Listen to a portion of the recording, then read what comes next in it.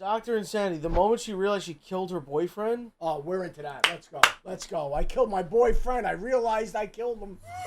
Hey, what happened? I don't know. All right, the moment you realized you killed the Yeah, I boyfriend. was down the street walking my dog and they shot him. This is 22-year-old Alyssa Blackburn, and she just returned home from walking her dog to find her boyfriend shot and barely alive. That's it. I don't know.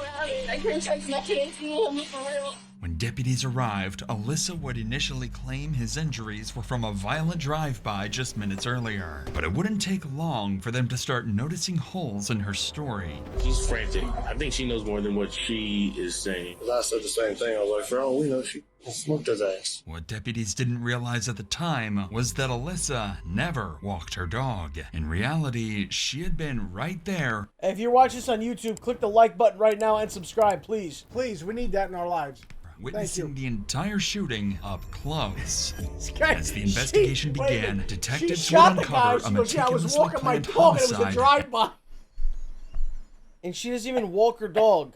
and a tragic conspiracy with Alyssa right in the middle of it. Bristol got a witness saying they observed a white male run out of the house with a gun. Why are you lying to me? You understand me? Stop. Don't start lying to me. He said, mother, I ain't gonna shoot you, I ain't gonna shoot you. And he was shooting him the whole time. And it was all over this damn female. It's all over a girl. You literally have one opportunity to talk about this, otherwise you are.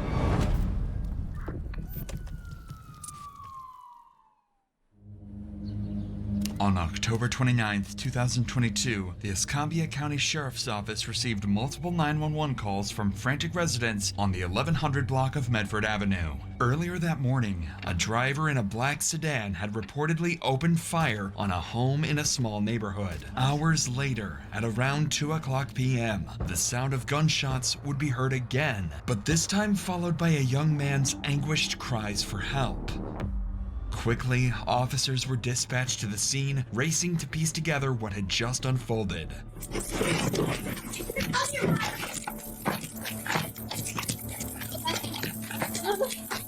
What we got? 331, we need EMS and round gunshot victim inside the house. Anybody else in here? No, my dog in the bathroom, please don't go in there. I got a chest seal, I'm gonna go get it. The first deputies on the scene arrived to find 26-year-old Jessica Hagan lying on the floor in a pool of blood, barely conscious, with bullet holes scattered throughout his body. Where you shot, bud? Right here. You said you got a chest seal? Yeah. Jesse is experiencing a pressure imbalance in his chest cavity, meaning his lungs could collapse at any moment. With Jesse in the hands of paramedics, the deputies shift their focus to the next critical task, piecing together what had happened. With this in mind, Deputy Tinch wastes no time turning to question the only witness present, Jesse's girlfriend, Alyssa Blackburn. Hey, what happened? I was down the street walking my dog and they shot him. Who shot him? I don't know. Did you find him like this? Yeah, I just had to kick in the back door because nobody was knocking. So do you live here? Yeah, Who is that gentleman to you? it's my boyfriend. Are you the one that called 911? No. Who called 911? Because it was a female. I called 911 because I heard the gunshot. Why are you lying to me? You understand?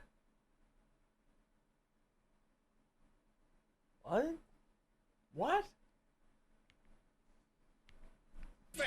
Are you the one that called 911? No. Who called 911? Because it was a female. I called 911 because I heard the gunshot. Why are you lying to me? You understand me? Stop. Don't start lying to me. You understand what's standing there? I need I'm proof. the one who did it. What are you? Then go tell me you didn't call. You're gonna get me shot out here. You realize that? We're Montclair. It's my life too. What's your last name? Blackbird. I don't think you realize that I'm risking you and calling y'all for real. Right away, Deputy Tinch grew suspicious after noticing a flaw in Alyssa's account of the 911 call. However, considering the chaos of the moment, he knew it was possible she could be in shock and that her memory was distorted. But unbeknownst to the deputy, Alyssa would go on to provide more misleading statements, making her story even more suspicious. What's worth noting is that situations like these can be especially traumatizing for everyone involved, including those watching at home, just like you. If you've ever felt that you need help with mental health, you should know that there are always people you partnered with anxiety to There are people that can description of therapy. One call was suspicious. Deputy Tinch knew it could be due to her frantic condition. If anything, this just made him want to know more. Before you left to walk the dog, was he by himself? Yeah, no, there was nobody else here.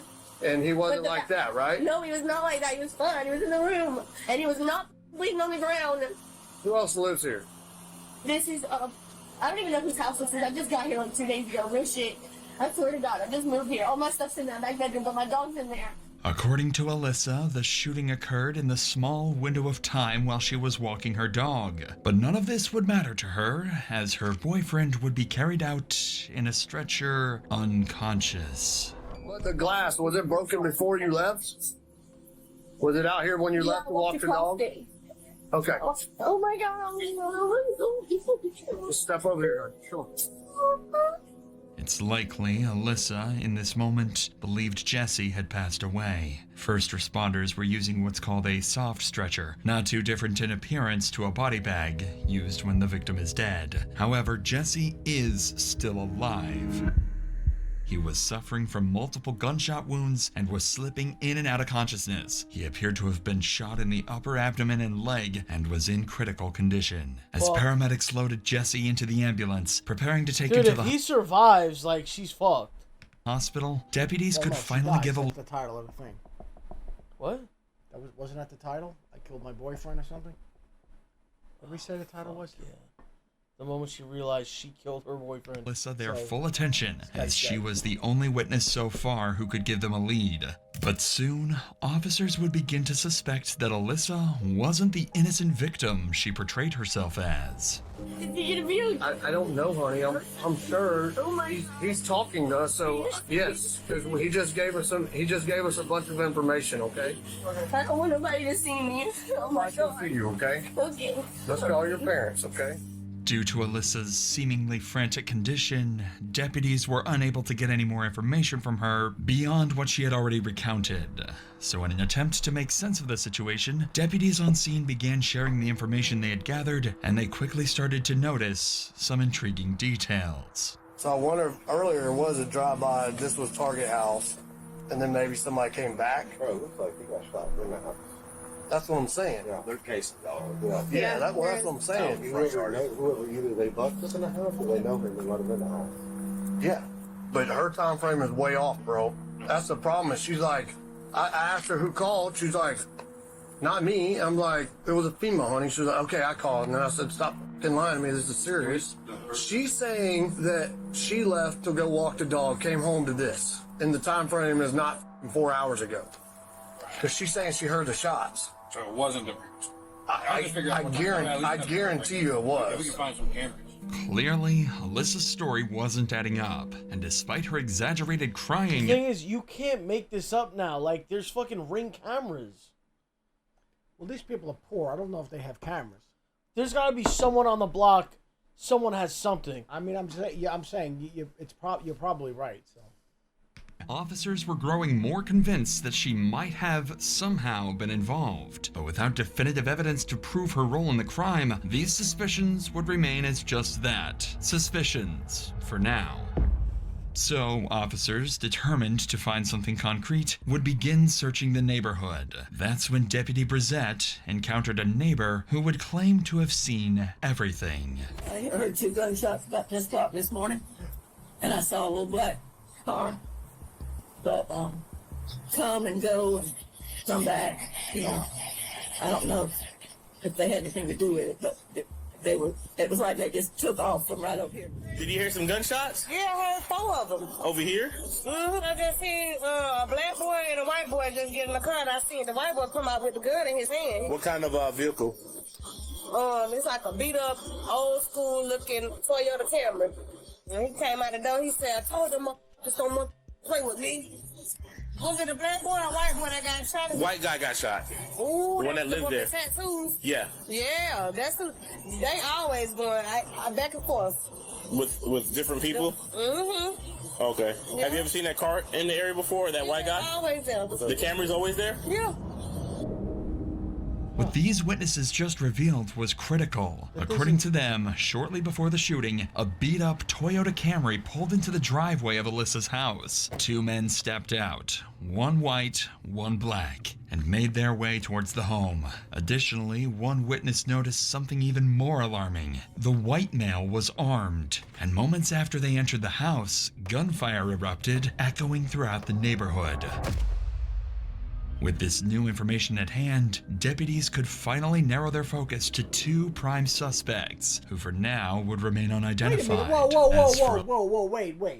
Wait. So there's an eyewitness. Wait a second. So she didn't shoot him? I'm confused. The title of the thing is, I realize I killed my boyfriend, but now there's drive-by shooters? Dude.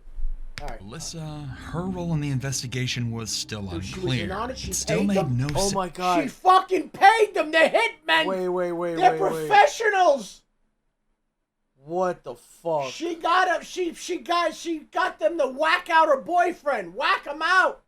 That's why she felt the need to lie about her story. And given Alyssa's emotional state, it was impossible to get anything valuable out of her. So her parents were allowed on the scene to help her calm down. In the meantime, deputies would notice the biggest flaw in Alyssa's story yet. She was in that fucking house when it happened. So she did it? No. Bristol got a witness saying that they observed a white male run out of the house with a gun. Oh, okay. This house is not just 2 days lived in. Hang on.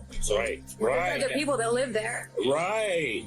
So who are they? This deputy just picked up on a very important realization. The house Alyssa claimed she moved into with Jesse only 2 days ago looked well lived in, contradicting her entire story. With this new suspicious clue, Deputy Davidson devised a genius solution to finally determine Deputy Davidson. She came in. She figured the whole thing the fuck out. if she was just an innocent witness or if she had a bigger role in the shooting. If I ask this lives here and she says no, she's lying. Why would she lie? Okay, I'm just gonna go for it. Does anybody else live here with you and Jesse? I don't know who lives here and who don't, because there's people here all in and out all the time. I'm not gonna lie to you. There's a dude named, I mean, he sleeps on the couch sometimes, I guess. I don't know. Because he was like, I'm gonna let you stay here because he stayed in tip. But the way they were talking, it sounded like he just got here. You know what I mean? Like, they haven't been there that long. Alyssa finally cracks, admitting that one of Jesse's friends was living in the house with them. This is important because he could potentially be another witness to the shooting or even a suspect. Deputy Davidson would go on to press Alyssa for more information about this friend, but to no avail. And with nothing else to go on, deputies reached a dead end in their investigation. So far, they knew that two unidentified men had carried out the shooting of Jesse and fled the scene in a black Toyota Camry. They also discovered that others had been living in the house with Alyssa and Jesse, opening up possibilities for even more witnesses and suspects. Lastly, Alyssa's account of events had proven quite unreliable due to her frantic condition. So with the on-scene investigation at its end, Jesse clinging to life in the hospital, and Alyssa the only immediate witness, the next move was clear. Take Alyssa to the police station for a formal interrogation and get to the bottom of whatever she's hiding. What the fuck kind of tattoo is that on her arm? An hour later, Alyssa and her mom would be transported to the police station and placed inside an interrogation room while detectives gathered all the evidence from deputies. Alyssa doesn't know it yet, but this interrogation would go far worse than she could have ever imagined. The shape of that woman, holy shit. Bro, with all due respect.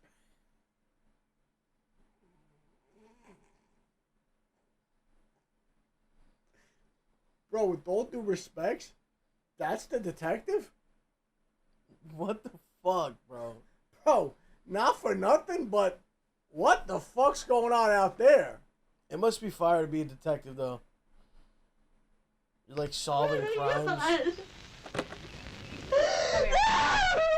touch me! Don't you touch me! What? What's she mad at the mom about? What the mom do? To talk to us by herself. There's a camera in here. There's audio in here. We can hear everything. Yeah. There's no reason they have to talk to us by themselves. You're right. Alyssa realizes she's being recorded and immediately makes her mom aware. It's clear this isn't her first time in an interrogation room. Unfortunately for her, the cameras would turn out to be the least of her worries. Detectives would walk into the room with a clear plan in mind, figure out why Alyssa lied. If they can press her on the details, she might slip, giving them a real shot at actually solving the case. David Preston, you know David? How do you know him? Experience. Experience? Yes. I got in trouble. Only 2 times I've been in trouble. I didn't want to be really. Gotcha. Well, I'm investigating Martinez. I work with David, so I know. Yeah. That being said, we want to get some information as far as like how long you guys been living there, who lives there. 2 days, 2-3 days. We just got there. If I had my phone, I could tell you exactly, but they wouldn't let me get my phone. Okay. I know, but it wasn't in. I can't remember where it was, but. Okay. And the only reason I'm asking is because, like I said, we have to get a search warrant in order to get the house. Okay. So once we get into the house and we look around, if something's missing, like his cell phone, then maybe we can possibly start trying to track it and find it. Okay. So, No, I'm not going to question you at all. So that's why I was asking, I'm not asking like to pry, but maybe something's missing and maybe we can track it and be like, I know y'all are just trying to help for real. I'm not that type of person. I know y'all are just trying to help. Okay. Alyssa has to be feeling the pressure at this point. She's told her version of events several times by now, and yet investigators keep asking the same questions. Perhaps that's why, after an entire afternoon of speaking to law enforcement, she finally gives them something substantial. All right, so it's just you and Jesse that live in that house? No, there's 2 males there and there's Jesse. But there's people in and out of there all the time, you know what I mean? I mean, it's like literally like a ghetto trap, kind of like out here. You haven't seen the house, but the whole house is like trashed almost. I tried to clean it up and I mopped the floors and all kind of stuff like that because I don't know where to go. But there's a dude named Ian for sure. I know because he sleeps on the couch, and I know he was getting help from somebody. The dude who lives there, I guess, around a regular, trying to get off of drugs. Okay. Is he a black male, white male? He's white. Okay. Yeah, he's tall. He's real tall. He's like real tall to me. I'm like 5 foot. Alyssa confirmed that 2 other people lived in the house, noting that individuals are constantly coming and going, a detail that could suggest drug activities considering her previous statements and frantic behavior earlier. But most importantly, she mentions one of the roommates by name. If investigators can track him and the other roommate down, they may not have to rely solely on Alyssa's version of events, as it's obvious she hasn't been telling the whole truth. So the detective continues to question Alyssa in hopes of extracting another name. Start from what did you do today? From when you got up. I woke up on the couch and he was on the couch across from me, and Jesse was sitting in his chair. It's in the living room, whatever. I called my mom and dad because I was supposed to go over there. There's voicemails, you know what I'm saying, when he called him. I don't remember exact time. But the other dude that lives there, he wasn't there. He was supposed to be going to get a hotel room with a girl the night before, so he hasn't been there. Who's that? I think his name's... Okay. It starts with... Yeah, but he wasn't there at all. Alyssa doesn't realize it yet, but with the other roommate's name obtained, the investigation has already taken a sharp turn. The detective's top priority is no longer just her story. It's tracking down the roommates she previously lied about who could be key witnesses to the shooting. But before they could get to that, Alyssa and her mother would share one more major detail from the morning of the shooting. We go to my new house where we're building because we're moving into it. We just closed on it. So we go over there. She has somebody else come and get her to go through her paperwork for work and stuff like that because we're moving. And then, I don't know who it was. It doesn't end up working out because I went to FedEx and stuff like that. And then I got... Did this person come pick you up? Did you call them to come pick you up, or they just showed up? It's a friend. I don't really know him like that, you know what I'm saying? Jesse doesn't like anybody to know where we stay at all because of what he does. And obviously y'all know what he does, you know what I'm saying? Because I told the police. I don't know if y'all talked to police yet. Yeah, okay. Yeah. And what do they do? Sell drugs? Allegedly. Oh. What's I don't important? even know if I just used that right. Yeah, he sells drugs. He sells drugs. And what kind of car did this person pick you up? A black car. Yeah, I don't know what kind of car It was just black. It's a older vehicle that doesn't even have the emblems on it. Did you see it? I didn't pay Yeah, it attention was to black. It was Looked black. like it was spray painted. Bro, that's the fucking Yeah, car. maybe. I don't know. It was. I knew it was black, though. I didn't Like pay on attention. Toyota or something like that. It was definitely a small sedan. What's a sedan? I think it's a car, correct? Yeah. Yes, maybe. Well, that's I think it's 4-door. Alyssa's mother just described the same car that witnesses saw fleeing the scene, a black Holy Toyota fuck, the Camry. mother- But what's even more Jesus crucial Christ, is the mother Alyssa's spilled the beans. Why is the mom even there, bro? Why would you have anybody in the interrogation room with you? You got the mother, she's spilling the beans. own admission. She was in that very car after being picked up by a so-called friend. With this insight, detectives now have a major person of interest. Whoever was driving that black Camry. Now their top priority is clear. Identify this man. What's his name, the guy that come and got you? I don't know him. That's what I'm saying. Well, how'd you call him? Jesse, I didn't call him. I said I didn't call him. Oh, he just showed up at the house? Yeah. Okay, just random observation. Why is she barefoot? Is this supposed to like make you seem innocent? Like, why would you sit there barefoot? Like, are you hoping that one of the investigators like likes feet? I mean, that, and then now you're getting off the hook. I mean, that could be a serious distraction. I mean, if yeah. if you're a pervert, if you're like Quentin Tarantino level feet, if you have a foot fetish.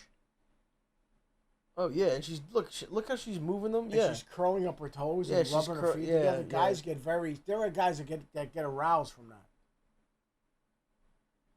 Yeah, matter of fact, click play.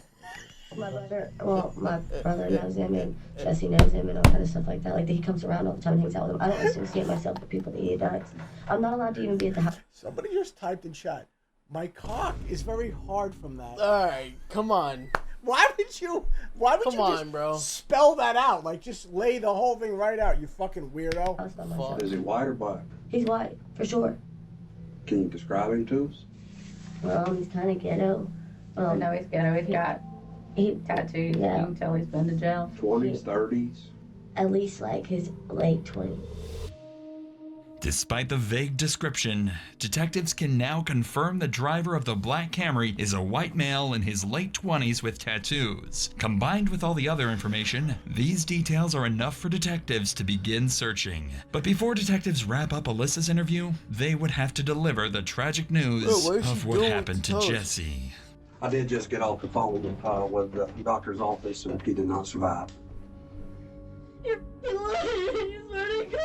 You swear to God.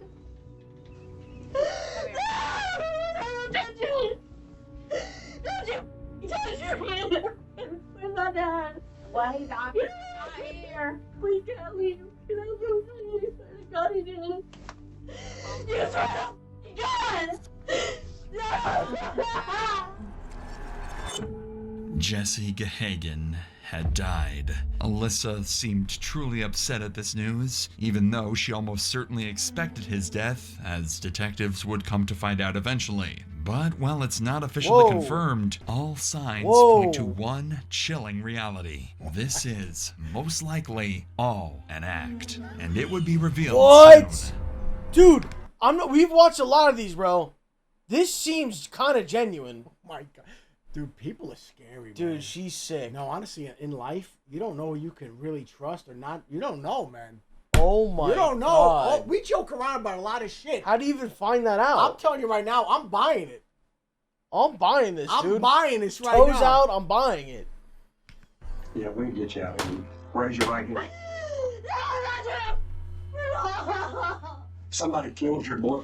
Yeah, I called the police. I tried to save his life. I tried to make him do better, bro. I tried. I'm the only one who can think about him. No, I'm being serious. You don't get it. No. I gotta be honest with you. Can I just put something out there? I don't like girls that say bro. That bothers me. Yeah, no, I come get across it. that shit. That's a weird... Unless you're a stud. No, okay, if you're a sexual stud. But what I'm saying is... No, I'm saying like a stud girl. Yeah, I know like, what you mean. But generally, like, when you have girls yelling and they get upset and they call you bro, that's a weird... I don't know, man. Go ahead. I'm the only one who called the police when he overdosed. Twice, not even his mom again. But mom has called me dude. Is that weird? Like, I did something stupid. She's like, dude, the fuck? Yeah. Flat out, she's go, dude, what are you doing? I'm like, I don't know what I'm doing. All by myself. I'm not buying it anymore. Alyssa would continue this frenzy until detectives had to end the interview. Even though she seemed genuinely upset over Jesse's passing, detectives would soon find evidence suggesting otherwise. Nevertheless, the stakes were now higher as this had escalated into a murder investigation. At this point, detectives still weren't sure exactly what Alyssa was hiding, but the interviews that followed would begin to reveal the truth. What's up, Miss? Good, how are you? I'm Investigator Alvarez, the one that you ignored last night. Yes, sir. Well, now you got my text. This is one of Jesse and Alyssa's roommates. It's unclear how investigators first located him, but what is known is that he was initially reluctant to cooperate, ignoring multiple calls and texts from detectives. Perhaps he was hesitant to get involved, but when he finally agreed to an interview, he would deliver the biggest bombshell yet. All right, man. So let's start from the very beginning, okay? Yes, sir. Now, I know before you came in here, you said he knows who did it and who he can get us hooked up with that person and everything else because he tried catching up with you at Tom Thumb yesterday. So, before we get through all the details, who is that person that actually pulled the trigger? It's Jacob Colville. Okay. Who was the black guy that was there with him? I've never seen him before in my life. Okay. If you were shown a picture of him, would you be able to possibly recognize him? Should be able to. Okay. How long have you known Colville? Colville, I met I think 2018 in Walton County. He was we were in the same little pod together in Walton County. Finally, thanks to the roommate, detectives have identified the white man with the gun, 29-year-old Jacob Colville, the same so-called friend Alyssa and her mother described earlier. But to the detectives' surprise, the roommate had even more to reveal. Colville showed up with his two kids in the car and got out and started an altercation with Jesse. And this is all over a female. This is all over a girl. What's her name? Alyssa Blackburn. I guess Colville's in love with his girlfriend or something. I'm not even sure who the girl liked, if she liked either of them or not. And I thought they were supposed to be friends. But no, as soon as the girl comes out of the house and says Jesse's inside, they didn't hesitate to, should we leave? No, they went right inside my house. And they go down the hallway and they look through the first room, look through the second room, and I'm at this point I'm playing stupid. I'm like, what's going on, guys? And I don't know what's going on. I wasn't watching. I did not have my head turned towards down the hallway, but there was two gunshots, and I hear screaming. And there's two gunshots, and then by the time I look down the hallway, I see Colville backing up, like with the guns on Jesse, and Jesse looked like he had blood right here, maybe like in the stomach, and then in the chest or the shoulder, and even when he was on the ground, he shot another couple rounds, I believe. How many rounds total? I can't. Quite a few. Yeah, I can't even tell you. Whenever Colville and the black guy run out the front door, they took off. What happened to the DVR? I could show it to you. Do you have it? Yes, sir. Okay. And there's the camera in the living room. Yeah, I noticed.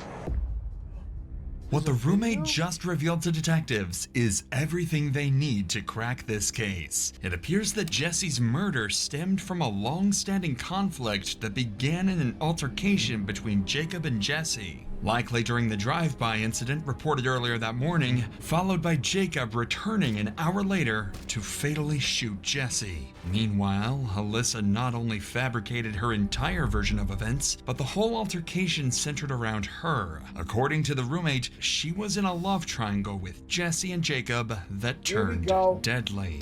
It's likely that Alyssa had grown fed up with Jesse before orchestrating the shooting with her friend, or perhaps lover, Jacob.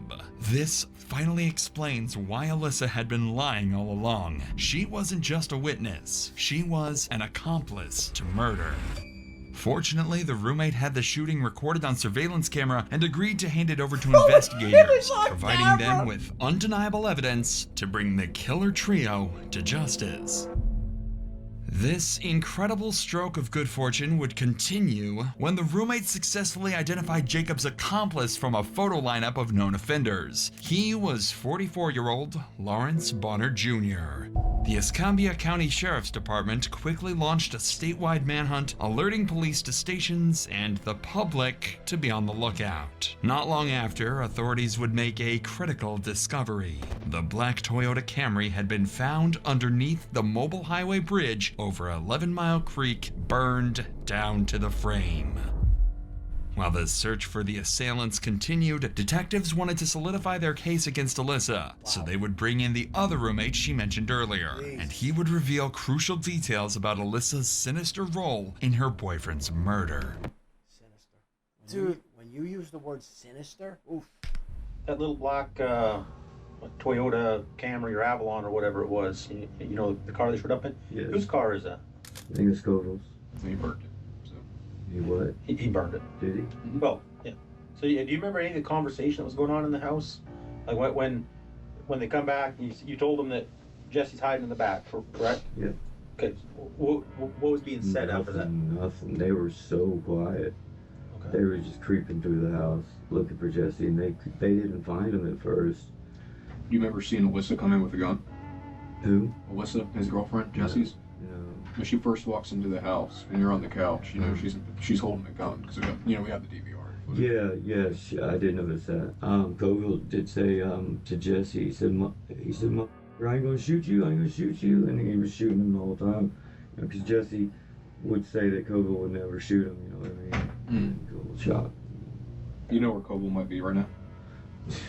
I have absolutely no idea, man. Well, we already have one of the three, so. Oh, do you? Yeah. One of the three? There's another person that helped them out later. Really? So, yeah. At this point, detectives had multiple statements from both roommates that not only implicated Alyssa, but also discredited her alibi of being somewhere else at the time, combined with video evidence showing her holding a gun inside the house. Oh my God! Bro! Wait a minute! Oh my God. Bro, go back to that acting gig she was doing. She must have not known that there was a camera. Bro, what? I mean, first of all, you live there. You don't know there's a camera? But she didn't really live there. Bro, she was only there for like 2 days. Wait. She's holding a gun. Wait a minute. Like, what are we doing here, man? She's holding a gun. All right, go ahead. All right. The shooting, there was no denying that Alyssa was certainly involved in the murder of Jesse Gahagan. While detectives were wrapping up the roommate's interview, one of the killer trio, Lawrence Bonner, was arrested after deputies surrounded his residence. He was brought into the interrogation room directly across from this one. Detectives didn't waste any time with Bonner and would immediately confront him with video evidence to make him give up Jacob's location. We want to know why he reached out to you, what he told you, because we already know you participated there. We know you didn't pull a trigger. But at this point, you literally have one opportunity to talk about this, otherwise you are, and I'm going to be very straight with you. And if you want to see the video. Yeah, we'll show you the video if you want to see it. I'll show it. Okay. You text, they just asked if I wanted it. Perfect. How is this going to help me though, man? Why? Because you didn't pull the trigger. I mean, I see your face in there. But I'm still. I mean, you acting like, what the going on? I'm still going to end up going to jail. You are going to go to jail, but the difference is whether if you decide to be honest and to help out, and then hopefully the courts will show leniency that you've helped out and you've been honest, that ship went down fast or however it went down. But not saying nothing, that video makes you look guilty as hell, bro. This is why you need a lawyer so they can work a deal or something. First of all, what have we been saying? What have we been saying since day fucking one? You do not speak to the police without a lawyer. You say lawyer. Because maybe they can work something out. I don't know. You ready? He looking for him. They found him yet. Oh, there you go. Oh, he dropped his pistol. Trying to get him. You're like, what the? Here, hold this gun. There you go. Now give me that gun. There you go. Oh, let me go ahead and finish him off right here. Snap. Snap. No, wait, he's not done yet, though. Oh, shit, my gun. Let me get it. Oh, damn. Oh, let me give him one more, which he did right there. So now you know we're not bullshitting. Which Hey, now talk to my girl, man. And now talk to y'all, man. Now that Bonner understands the gravity of his situation, he agrees to share everything he knows with the detectives, starting with what the three of them did to Jesse. I really don't know. But you know him by sight. You seen him around. I seen him around. You know, he offered me a ride. I took the ride, right? Yeah, we put up at the house. The girl in the car, the girl, like, she was just like saying that the dude was selling, but something about the busted the windows or some shit like that though. And then old girl, she's knocking on the door trying to get in. Yeah. And then she comes back to the car and she throws something in the car and then she goes and walks her little dog. And then the rest of it's self-explanatory. We see the shots that happen. What a she's a fucking psychopath. She handed the gun off. What a fucking psychopath. She's a maniac. Oh my And all God. that. Y'all walk back outside and y'all get in the car. And where's the girl? Does she get in the car with y'all? Yeah, she had them ran up. Okay.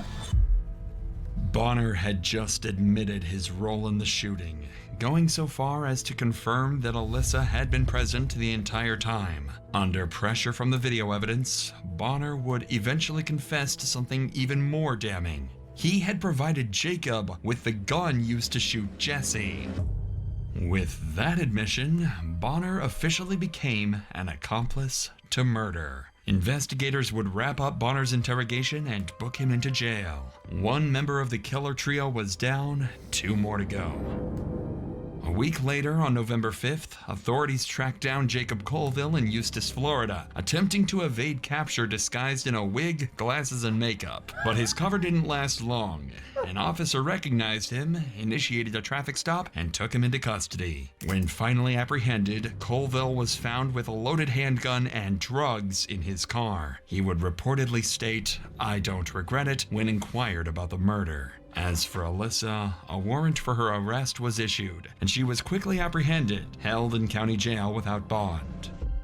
While the killer trio's exact motives remained unclear, investigators determined that Colville, Blackburn, and Bonner were driven by a mix of personal vendetta and criminal intent. Their actions were likely tied to drug dealings and internal betrayals within their circle, leading them to see Jesse Gahagan as a liability that needed to be eliminated.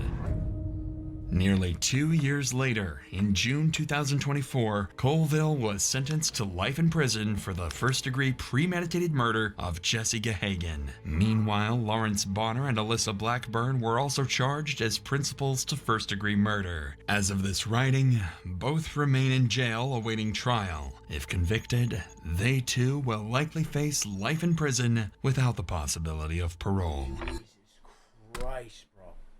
This is going on. I don't know what's more disturbing. This is going on all over the place. Every day. Oh my God. I mean, you can't even try. Like, People are getting there, but she's having a boyfriend killed.